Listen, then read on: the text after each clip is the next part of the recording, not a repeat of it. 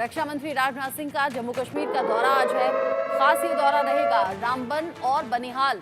राजनाथ सिंह जाने वाले हैं। चुनावी सभा को राजनाथ सिंह संबोधित भी करेंगे।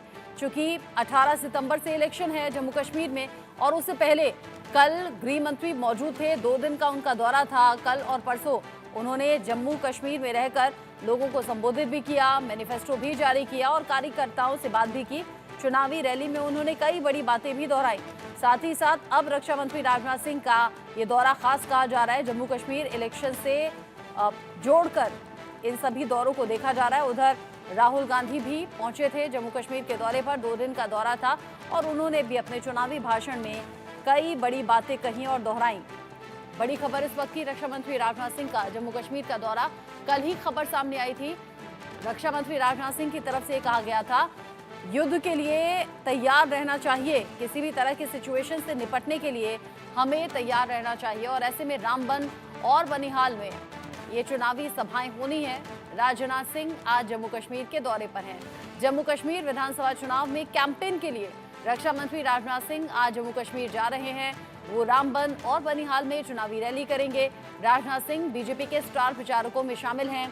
रक्षा मंत्री के दौरे के चलते श्रीनगर जम्मू नेशनल हाईवे पर सुरक्षा और ज्यादा बढ़ा दी गई है। 40 स्टार प्रचारकों की सूची है जिसमें रक्षा मंत्री राजनाथ सिंह का भी नाम है। गृह मंत्री अमित शाह कल और परसों 2 दिन के जम्मू कश्मीर के दौरे पर थे। उससे पहले राहुल गांधी 2 दिन के दौरे पर जम्मू कश्मीर गए थे और ऐसे में एक के बाद एक बड़े शहरों का जम्मू कश्मीर पहुंचना हो रहा है। और उत्तर प्रदेश के सीएम योगी आदित्यनाथ का नाम भी स्टार प्रचारकों की लिस्ट में शामिल है। आज राजनाथ सिंह रामबन और बनिहाल में पहुंचकर चुनावी सभा को संबोधित करेंगे। जाहिर सी बात है बीजेपी के मैनिफेस्टो में जिन बातों का जिक्र है उनका भी यहाँ भाषण में मुद्दा होगा और साथ ही साथ एनसी और कांग्रेस का जो गठबंधन है उस पर भी राजनाथ सिंह निशाना साधते हुए जाहिर सी बात है कि नजर आएंगे।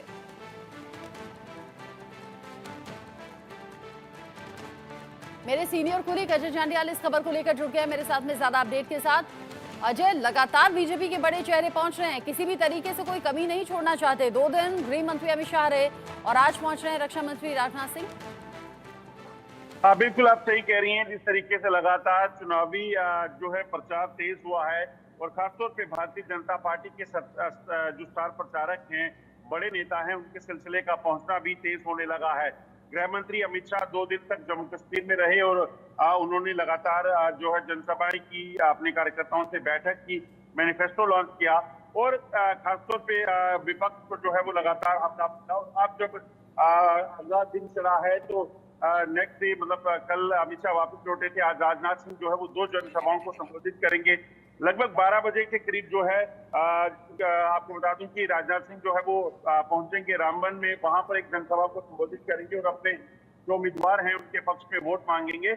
वहीं दूसरी जो जनसभा है वो होने वाली है डोडा में और कहीं ना कहीं मंशा बड़ी साफ है कि किसी भी तरीके से जम्मू कश्मीर का ये जो चुनाव है इसमें बीजेपी जो मैजिक नंबर है 46 का उसे हासिल कर सके और यहाँ पर अपनी सरकार बना सके। क्योंकि 2014 में जब सरकार बनी थी तो उस वक्त भारतीय जनता पार्टी को गठबंधन के लिए पीडीपी का सहारा लेना पड़ा था और वो 3.5 साल का सरकार चली और उसके बाद जो है बीजेपी ने हाथ पीछे खींचा और सरकार गिर गई। उसके बाद से लगातार चुनाव नहीं हुए थे, मगर उसके बाद कई ऐसी बड़ी चीजें हुई जिसमें 317 का टूटना, जम्मू कश्मीर में लगातार आतंकी गतिविधियां जो चल रही थी उसमें कमी आना, अलगाववादी नेताओं की का जहां पे उसमें जो होता था हड़ताल बंदकाल, वो तमाम चीजें बंद होना, एक बड़ी चीजें हैं जो हुआ है और उसी को लेकर जो है बीजेपी आज कहीं ना कहीं सत्ता में वापस आने के प्रयास कर रही है। लगातार हमलावर है विपक्ष पर कि पुराने जो नेता यहाँ सरकारें रही वो सिर्फ अपीजमेंट की पॉलिसी को लेकर आगे बढ़े, यानी कि लोगों को खुश करना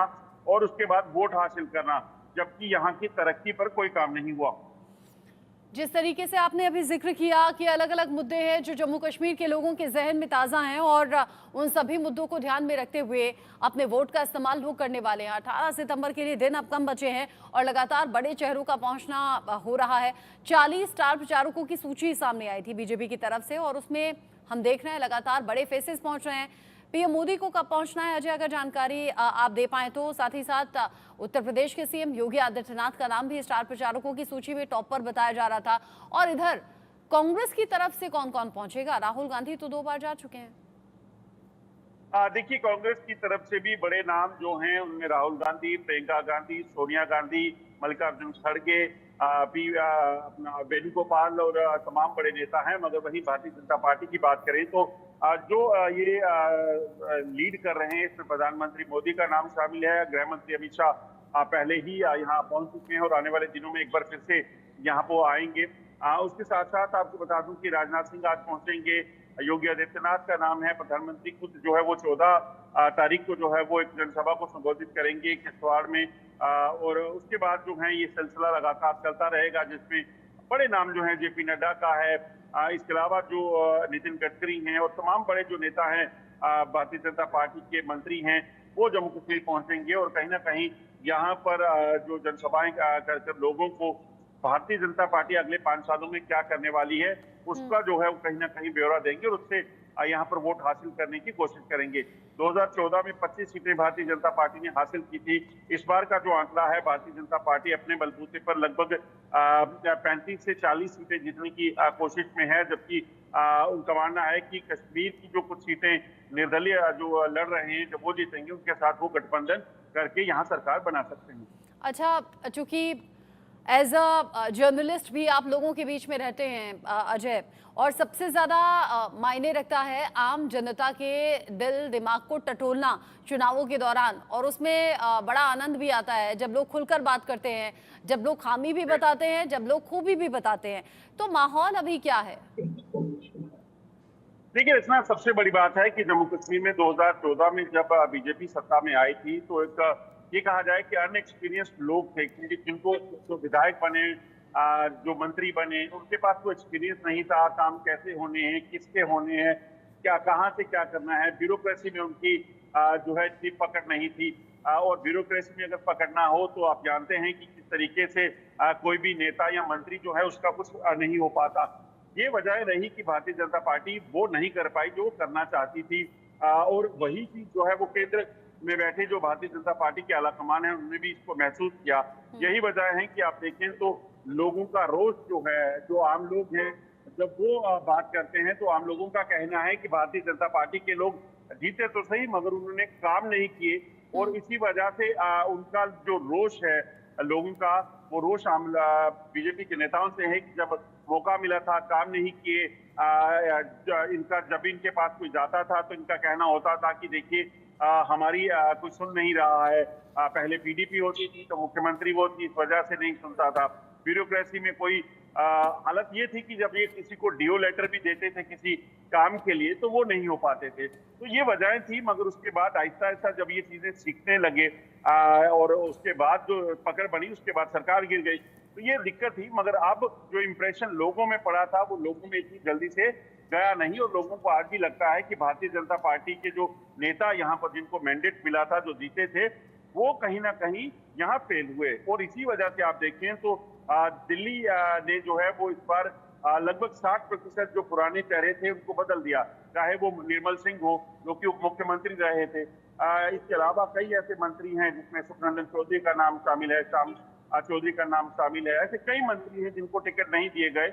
इसके पीछे की मकसद, इसके पीछे की वजह साफ है कि ऐसे लोगों को लाया जाए, नए चेहरों को लाया जाए जो काम करने वाले हों और उसी के बलबूते पर जो है वो चुनाव लड़ा जा रहा है।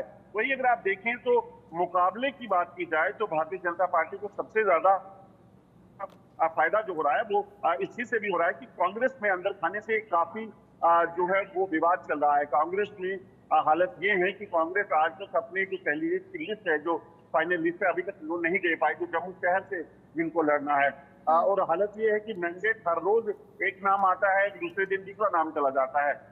हर जगह पर जो लोग नेता जो कांग्रेस के हैं जिनको मैंडेट मिलना चाहिए उनको मैंडेट मिल नहीं रहा है। दूसरा जो है वो कहता है कि अगर मुझे मिलेगा तो मैं इसके विपक्ष में खड़ा हो जाऊंगा। एक एग्जाम्पल आपको दूं तो ताराचंद पूर्व डिप्टी सीएम रहे हैं कोर्ट से, उनको जो है उनकी जिस सीट पे वो लड़ते थे वो सीट जो है पहले रिजर्व थी, अब उसे ओपन कर दिया गया है। तो वहां पर जो मदन लाल शर्मा जो खुद सांसद थे, उनके बेटे काफी अरसे से वहां काम कर रहे हैं, वो उनको टिकट मिलना था। मगर ताराचंद का कहना है कि वो वहां पर चुनाव लड़ेंगे क्योंकि वो कैटेगरी में आते हैं, उनको वो ओपन की सीट पे लड़ सकते हैं। तो इस चीज को लेकर कल मदन लाल शर्मा के जो बेटे हैं कांग्रेस के नेता सतीश शर्मा, उन्होंने एक बड़ी रैली निकाली थी, अपना शक्ति प्रदर्शन दिखाया कि अगर टिकट नहीं दिया तो वो निर्दलीय लड़ेंगे।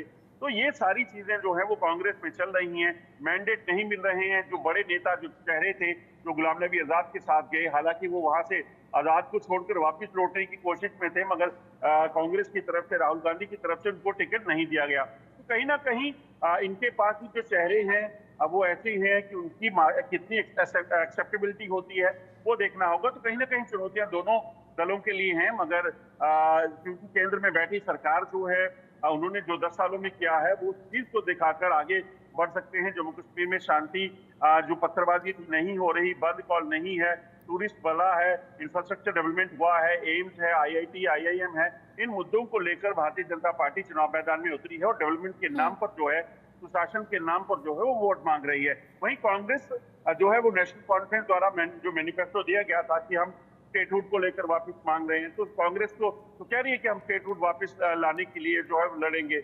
मगर भारतीय जनता पार्टी का कहना है, कल अमित शाह ने कहा कि वो तो हम पहले कह चुके हैं कि हम स्टेटहुड वापस देंगे। तो यकीनन जो मुद्दे हैं वो भारतीय जनता पार्टी जो ग्राउंड लोगों से जुड़े मुद्दे हैं उनको लेकर हिट कर रही है, और कांग्रेस जो है वो ऐसे मुद्दों को चुन रही है जिनके जरिए वो रूलिंग गवर्नमेंट पर जो है वो निशाना साधना चाहती है। अब लोगों को फैसला करना है कि किसके साथ वो जाना चाहिए।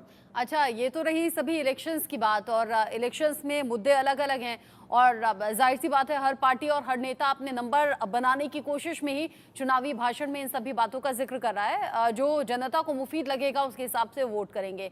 अब जब रक्षा मंत्री राजनाथ सिंह का दौरा है, देखिए एक तो रही चुनाव में एक उनकी भूमिका, या फिर चुनाव में वो अपनी जिम्मेदारी निभाते हुए जम्मू कश्मीर आ रहे हैं। कल एक खबर और आई थी अजय, जिसको लेकर अपडेट आपने दर्शकों तक पहुंचाया था। रक्षा मंत्री राजनाथ सिंह ने कहा है कि युद्ध की स्थिति के लिए हमें तैयार रहना चाहिए, वो भी तब जब सीमा पार से लगातार साजिशें हो रही हैं, रह रहकर जो आतंकी गतिविधि होती हैं, बड़े ऑपरेशंस भी चलाए जा रहे हैं, और आज रक्षा मंत्री राजनाथ सिंह का दौरा भी है। दोनों में कोई कनेक्शन है क्या? देखिए, क्योंकि ये एक चुनावी दौरा है तो इसे उससे जोड़कर नहीं देखा जा सकता, क्योंकि राजनाथ सिंह जो है वो 2 जनसभाएं करेंगे जिसमें टोटली पॉलिटिकल जो है वो ये दौरा कहा जा सकता है, क्योंकि सब चुनाव हैं और आचार संहिता लगी है। यहाँ पर ऐसा कुछ है नहीं कि इसको लेकर यहाँ पर होगा, मगर जरूर रक्षा मंत्री यहाँ आ रहे हैं तो ये कहा जा सकता है कि 2 दिन पहले जो बयान दिया गया था उसे इसे जोड़कर देखने की कोशिश की जा रही है, मगर इस वक्त कुछ ऐसा नहीं है। मगर रक्षा मंत्री ने जो बयान दिया था उस बयान में एक चीज को साफ कर दी गई है चीन और पाकिस्तान को कि भारतीय सेना पूरे तरीके से तैयार रहती है। हालांकि सेना हर वक्त जो है वो तैयार रहती है, मगर उनका ये कहना ये बड़ा साफ है, क्योंकि जिस तरीके से रशिया यूक्रेन का वॉर चल रहा है, जिस तरीके से हमास इजराइल में युद्ध से 1 साल से ज्यादा समय से चल रहा है, तो ऐसे में भारत के पड़ोसी जो हैं जब भी लगातार इस तरह की हरकतें करते हैं तो यकीनन भारतीय सेना का तैयार रहना बेहद जरूरी हो जाता है, क्योंकि भारतीय सेना तैयार होगी तभी जो है वो कहीं ना कहीं सरहदों की सुरक्षा और आम लोगों की सुरक्षा। इससे पहले भी बड़े चेहरों के जरिए, भारत सरकार के जरिए कहा गया है कि युद्ध की पहल हम कभी नहीं करते, लेकिन अगर कोई जरा भी आंखें तरेरेगा, टेढ़ी करके देखेगा तो फिर हम हर तरीके से जवाब देने में सक्षम है। कुछ इसी अंदाज में रक्षा मंत्री राजनाथ सिंह ने कहा है कि हमें हर स्थिति के लिए तैयार रहना चाहिए। अजय, आप मेरे साथ रहिएगा, जम्मू कश्मीर का जिक्र हम कर रहे हैं। इस बीच उमर अब्दुल्ला के आतंकी अफजल